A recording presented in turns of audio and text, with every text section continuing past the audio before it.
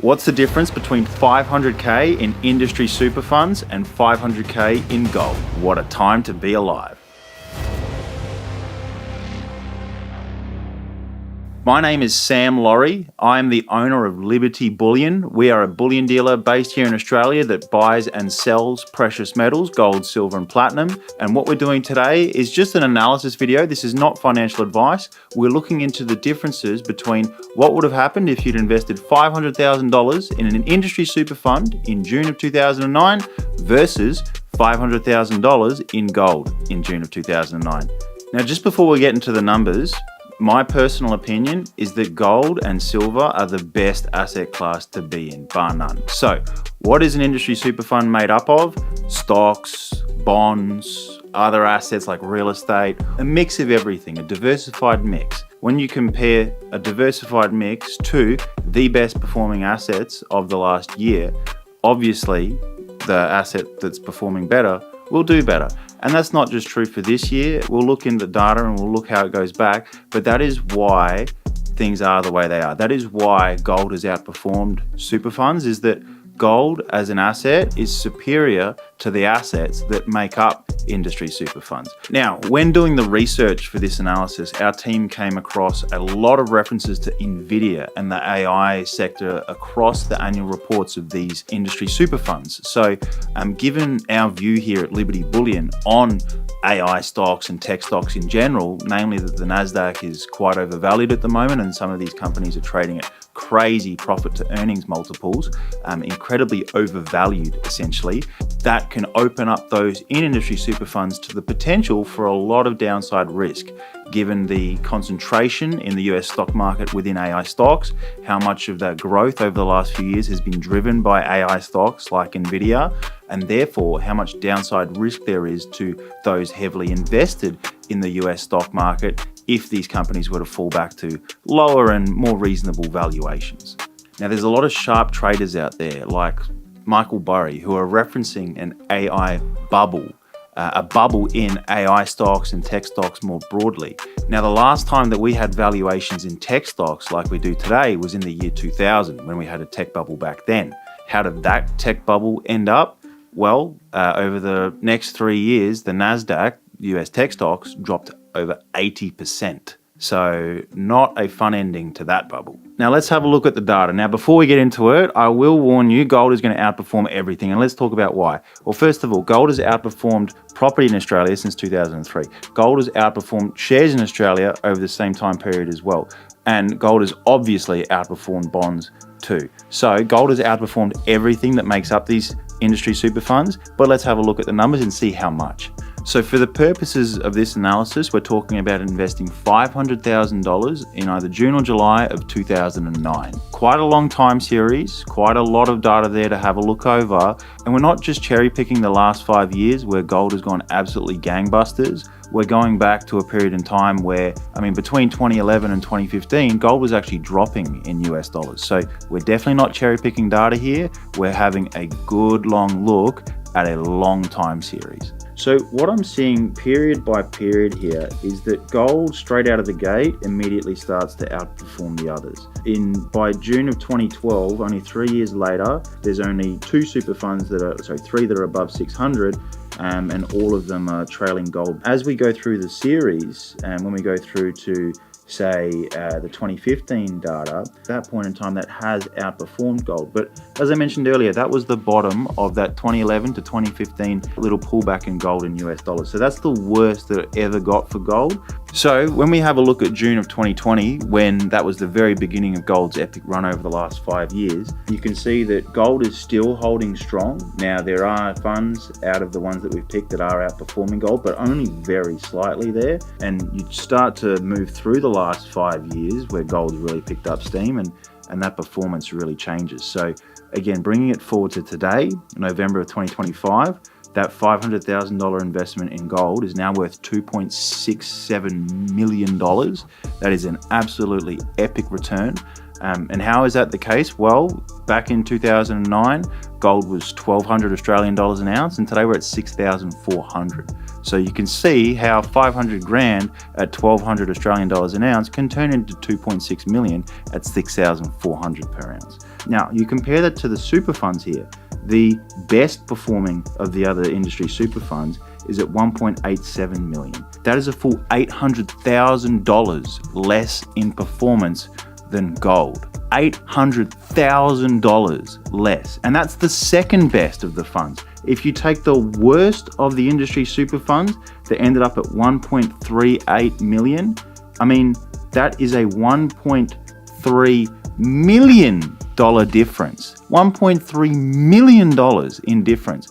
Now, you think about what that means for someone's retirement, whether they can afford to go on an overseas trip, whether they can afford to eat out at a nice restaurant with their wife or husband, whether they can afford to do the things in retirement that they enjoy doing, you know, whether it be cycling or swimming or you know, some sort of hobby that takes money. Everything takes money in this world. That is $1 million of life enjoyment that you've missed out on there. That's why when we look at this data, it is so key. Again, none of this is financial advice, but this is analysis on what's really happened over a long time period in this country, and it's over a time period that matters to everybody watching this video. This is your retirement funds. This is your life, your retirement, your money. It should be working as hard for you as it possibly can. What's the saying? He who doesn't make money while he sleeps will work for money every day until he dies. That is the importance of investments, making sure that your retirement savings are in the right place, that you've got the right asset selection in your portfolio. And if you know that your industry super fund is built up of assets that you may or may not want to invest in, you know, you may not want to hold government bonds in your retirement portfolio. You may not want to hold a lot of US tech stocks in your retirement portfolio. Then you have to set up a self-managed super fund in order to have that autonomy over your retirement so that you can decide where your retirement savings are sat and make decisions for yourself, rather than having an industry super fund manager who may or may not get it right and seems to have underperformed a brick of gold that you put in your safe. So a point that I'd like to make as well is that most people in this country have most of their investable funds within their super. That's their life savings, that's their investment funds. So when you tell somebody about the opportunity in gold and silver and they have, say, 30 or 50 grand in their personal savings to work with and they have 500,000 in their super, whilst it's incredible to invest the personal savings that you have, you can achieve much bigger things with a bigger dollar value. So that's why super is something to at least have a look at. And if it's in a place that it's not doing the best that it can, then it's a decision for the investor to make to change that. Nobody else will change it for you. Talking about moving forward here, what we expect into the future. With industry super funds, you can expect anywhere between 10 to 13% per year. That's what they've done over the last time period that we've looked at. That's what you can expect from them moving forwards. Now, when you compare that to what you can expect from the precious metals. So last year, we saw the price of gold go up 40% in Australian dollars. This year, it's up over 50%. The last time that inflation was as bad as it is today in the West was the 1970s. What did gold and silver do in the 1970s? Well, in 1971, gold was $35 an ounce, and in 1980, 9 years later, it hit $850 an ounce. Now, silver in 71 was just over $1 an ounce US, and by 1980, it hit 50. So silver had a 35x return in 9 years. Gold had a slightly lower percentage return as silver outperforms gold during precious metals bull markets. But you compare that kind of performance to 10 to 13% per year, and you can see why lots of our clients are setting up self-managed super funds, investing their funds into precious metals, and are absolutely incredibly glad that they've done so.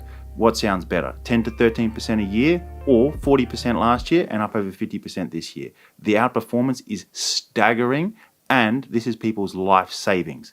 This is big money. So we don't like to make short-term predictions here. We're not short-term traders, we're long-term investors. But if you have a look back at just the last few months on the precious metals, since June of this year, we've seen industry super funds increase on average by about 3% over that time period, which is better than going backwards. But what did gold do? Gold is up over 30% during that time period.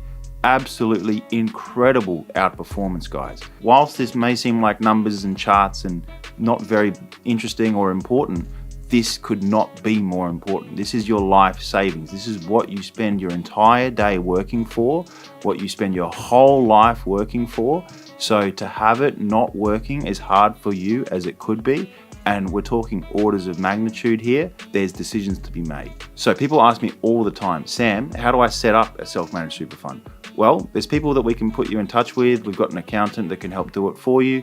There is a bit of a process involved, takes a couple of months, costs a couple of $1,000s to do it. Once you have done it, then you can invest in whatever you'd like, whether it be bullion, shares, property, crypto, whatever that may be. It's your super fund, it's your decision as to what you'd like to invest in. One thing I'd like to make absolutely clear, I do not make any commission from people setting up a self-managed super fund. I'm a bullion dealer. I only make money when my clients transact with me. In conclusion, guys, this is not financial advice. This is just analyzing data, having a look at how things have gone over the last 10 to 15 years and making good choices for the next 10 to 15 years. This is why so many of our clients do set up self-managed super funds, why I've done the same myself, and this is why we expect it to do better than industry super funds moving forward. What a time to be alive.